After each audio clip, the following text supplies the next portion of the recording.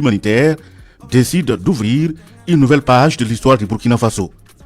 Sous le leadership du capitaine Ibrahim Traoré, ils ont l'adhésion populaire dans les 4 coins du pays.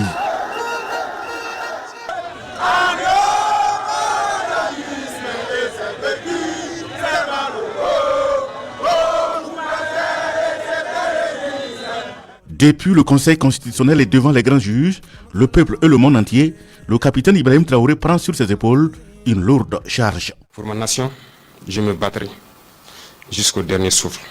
Des mots forts et qui traduisent le sens de la révolte. Cette révolte est celle des milliers de personnes déplacées internes. Cette révolte est celle de soldats au front. C'est un engagement historique à transformer structurellement de fond en comble le pays. Agriculture et élevage, éducation et santé, économie et développement, infrastructure et technologie sont au cœur de son combat. Mais l'ultime combat reste et demeure la guerre de libération, la guerre de reconquête du territoire national. Cette guerre qui nous avons longtemps décrié d'être une guerre non conventionnelle, mais aujourd'hui nous pouvons nous assurer que nous avons une armée en face. Il lance alors le pays sur la voie révolutionnaire, la révolution progressiste populaire. Des réformes s'opèrent au sein de l'armée. Les effectifs sont renforcés. Plus de 40 000 nouveaux soldats sont recrutés. L'armée était démunie, elle n'était pas à mesure du point de vue, en tout cas, des capacités logistiques et pour faire face aux incursions terroristes. Des milliers de policiers, gendarmes, agents des eaux et forêts et plus de 90 000 VDP, les volontaires pour la défense de la patrie recrutés et formés. Le territoire également est réorganisé. Les régions militaires passent de 3 à 6. 6 légions de gendarmerie sont créées. Une trentaine de BIR, les bataillons d'intervention rapide opérationnels. Un groupement des forces spéciales voit également le jour. En janvier 2024, le SENEC, le Centre national d'entraînement commando, basé à Pau, renaît de ses cendres. En septembre 2025, le Premier ministre Jean-Emmanuel Ouedraogo ouvre l'Institut d'enseignement militaire supérieur Teofo Amoro pour former des officiers aptes à anticiper et à contrer les menaces terroristes. À côté du renforcement des effectifs des FDS et de leur formation, l'armée reçoit constamment des équipements.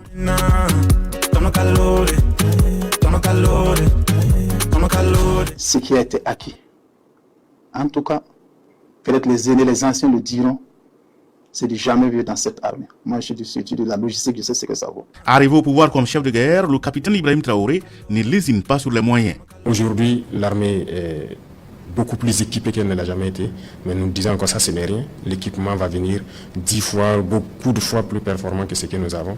Nous allons continuer à recruter pour avoir une armée forte.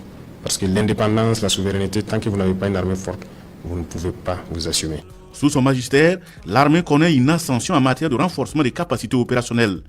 Déjà, en décembre 2022, juste 3 mois après sa prise du pouvoir, l'armée de terre reçoit des renforts avec l'arrivée de véhicules blindés. Nous sommes dans un monde de prédation.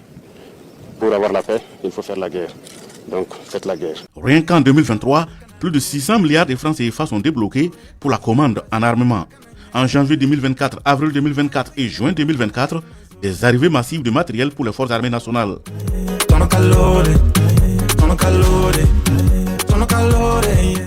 Et comme s'il en pleuvait, le 23 décembre 2024 et le 10 octobre 2025, le président du Faso remet à nouveau de matériel militaire. 252 milliards de francs CFA sont déboursés pour renforcer la flotte. Des hélicoptères de combat et de transport de troupes sont acquis. De même qu'une douzaine de drones armés et de dernière génération, capables de frapper en tout temps et en tout lieu, même en cas d'intempéries, sont également acquis. Je vous remets officiellement donc les clés de ces engins logistiques et de combat. Prenez ça comme un cadeau de fin d'année du peuple à son armée et intensifier la guerre. Avec ces dispositifs, l'armée engage plusieurs opérations de restauration de l'intégrité du territoire. Les opérations Feléo, Kapitgou, Tchefali, Ouragan, Tourbillon Vert de 1 à 5 ont permis de récupérer de nombreuses localités sous blocus pendant plusieurs années. En fin 2024, nous étions à un taux de reconquête du territoire de 70,89%. À l'heure où je vous parle, en fin décembre, nous sommes à un taux de reconquête de 73,56%. Ce qui donne 2,67% de points de pourcentage de plus. Dit comme ça, les gens ne perçoivent pas ce que cela peut représenter. Alors, sachez que ces 2,67% de points de pourcentage acquis correspond à 7321 km² de territoire reconquis. En termes de villages, cela peut représenter 558 villages reconquis. Donc, c'est assez expressif et ça dit beaucoup de choses. Et nous avons eu le constat que 95% de la population du Burkina adhère aux actions qui sont menées par les forces de défense et de sécurité. Dans une dynamique d'affirmation et de souveraineté nationale, les autorités burkinabées, sous la conduite du président du Faso, le capitaine Ibrahim Traoré, ont engagé des réformes symboliques majeures. La devise nationale a ainsi été révisée, passant de unité, progrès, justice à la patrie ou la mort, nous vaincrons, en adéquation avec les aspirations du peuple burkinabé et les impératifs de reconquête du territoire national. Cette nouvelle devise s'inscrit en cohérence avec l'hymne national, le dit italien, dont le sens renvoie au chant de la victoire. Par ailleurs, les armoiries nationales ont été adaptées pour intégrer cette évolution. La devise constitue un élément fondamental de leur composition. Dans le même élan de souveraineté, la production des médailles de distinction honorifique, autrefois réalisées à l'étranger, est désormais assurée au Burkina Faso par une entreprise locale, renforçant ainsi l'autonomie nationale et la valorisation du savoir-faire endogène. La riposte à la crise humanitaire constitue également un axe majeur du MPSR2. La bravoure des forces combattantes a permis à plus d'1 million de personnes déplacées internes de retourner chez elles à la date du 30 juin 2025 selon les chiffres du CONASUR. Un plan de facilitation et de soutien à ce retour est mis en place à travers la dotation en vivres, matériel de production agricole et d'AGR, les activités génératrices de revenus, mais aussi des terres cultivables. Le plan inclut la construction et la réhabilitation des logements d'urgence pour les réinstallations. Dans ce sens, mon gouvernement renforcera son soutien au retour et à la réinstallation des personnes déplacées internes dans leur localité d'origine en apportant un appui en logement, en vivres et en moyens de reconstruction. Ce même plan a permis de prendre en charge les Burkinabés refoulés du Ghana et de la Côte d'Ivoire en 2024. Au début, oui, c'était un peu compliqué, comme le disait le président, mais avec tous les équipements que nous avons pu acquérir, je pense qu'aujourd'hui, il y a beaucoup d'améliorations. Je prends dans ma localité d'origine, ce n'était pas du tout fréquentable, mais aujourd'hui, je pense qu'il y a beaucoup d'améliorations. Donc, c'est pour ça que sur le terrain aussi. Voilà, là, c'est bon. Parce que depuis il est venu là, tout est devenu parfait. Mais on doit les chuter encore pour chuter. Les informations qui nous parviennent font état que beaucoup qui avaient fui plusieurs villages sont retournés.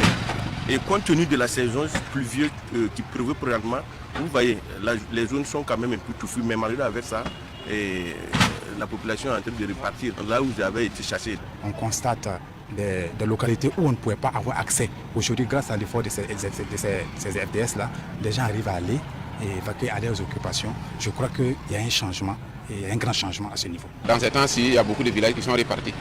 Voilà, je ne vais pas citer le nom des villages, mais je connais au moins plus de 10 villages qui sont répartis. L'État burkinabé s'assume et prend désormais le lead de la coordination des interventions humanitaires au Burkina. Les efforts déployés sur le terrain de la reconquête du territoire permettent aux populations de récupérer les terres pour une production agricole et animale à grande échelle au travers de 2 programmes ambitieux.